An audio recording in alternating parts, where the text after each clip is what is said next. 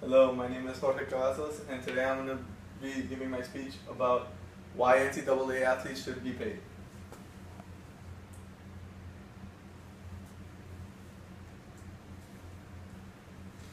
The top earning schools in Division I for the NCAA is Texas A&M with a total revenue of $192 million, $608,876. In second is the University of Texas with a total revenue of $183,521,028.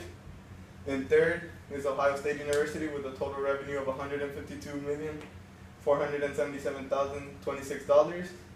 Michigan University with a total revenue of $152,477,026 as well.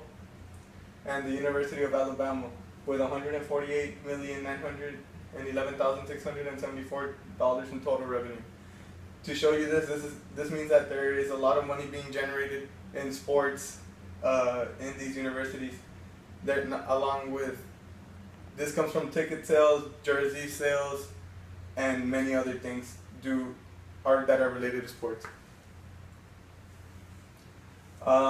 There are more than 460,000 NCAA student athletes that are generating this money for the NCAA. The NCAA total revenue for Division I schools is $10.6 billion, and the expenses that the NCAA organization expenses for these the NCAA has a total expense of $707.2 million, which is a big difference. So that means they're generating a whole lot more money than they are actually giving out, which means there's a lot of money that is not being given back to the schools, the students, that needs to be given back to the schools and the students. There are many reasons why we should pay college athletes. One of the reasons is he or she generates a lot of money for the school, whether it be football, basketball, soccer. They each generate a certain amount of money.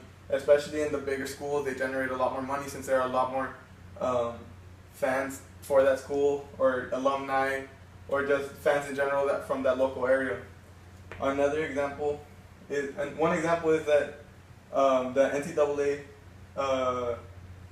NCAA college football Division I generates an average of $15.8 million in revenue per year. That means from the very highest that we saw in the last couple slides, that was 150 roughly, 190 roughly, the total revenue, to 15.8 is the average. So that means there are many schools that are on the lower end that don't generate as much money, but still averaging out to a total of 15.8 million.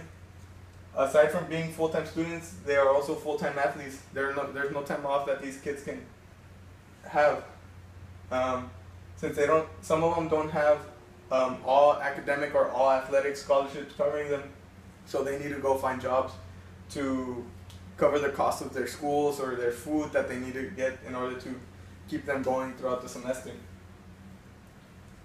Okay. The benefits of paying college athletes is that some may be persuaded to stay longer in school. Some of them might drop out because they can't afford it. Some of them may just decide not to come back because it's too hard, it's not worth it, they don't believe it's worth it. Or some of them, the better athletes in the Division I, sometimes are persuaded to just go into the NBA, NFL, or MLS draft, whatever, because they don't need to stay in school all 4 years. They can stay 1, 2, 3 years and then take off. So this way they can stay in and get their education. It's easier to implement.